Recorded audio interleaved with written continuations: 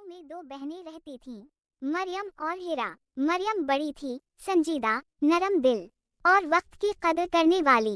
हिरा छोटी थी, शोख, नटखट और दुनिया से बेपरवाह।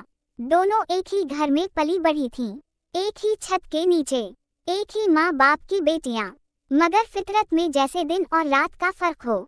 मरियम को सिलाई, कढ़ाई, पढ़ाई और घर का काम बहुत पसंद था। हिरा को सैलफिया, रंगीन कपड़े और ख्वाबों में खो जाना अच्छा लगता था।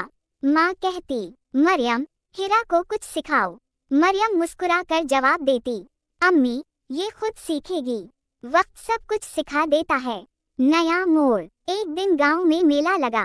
रंग, रोशनी, हुजूम और ख्वाबों जैसा मंजर। उसी मेले में हिरा की मुलाकात एक शहर वाले लड़के से हुई। प्यार, वादे, ख्वाब और चमकती दुनिया की बातें। चंद हफ्तों में हिरा का दिल बहक गया। मरियम ने कहा, हिरा, ये लोग हर दिल को सच्चा ख्वाब नहीं देते, होशियार रहो। मगर हिरा ने सुना नहीं।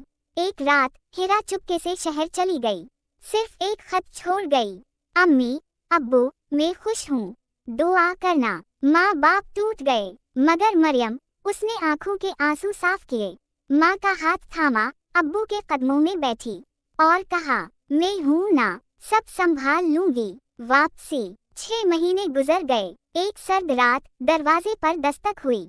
मरियम ने दरवाजा खोला। सामने हिरा थी, बिखरी जुल्फें, आंखों में नदामत, कदमों में लर्जिश। आपा, मैं धोखा खा गई।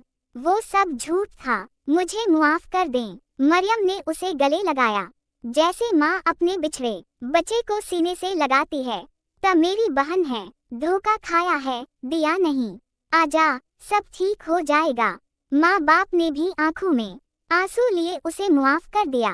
नया आगाज। वक्त गुजरा। हिरा ने अपनी गलतियों से सीखा।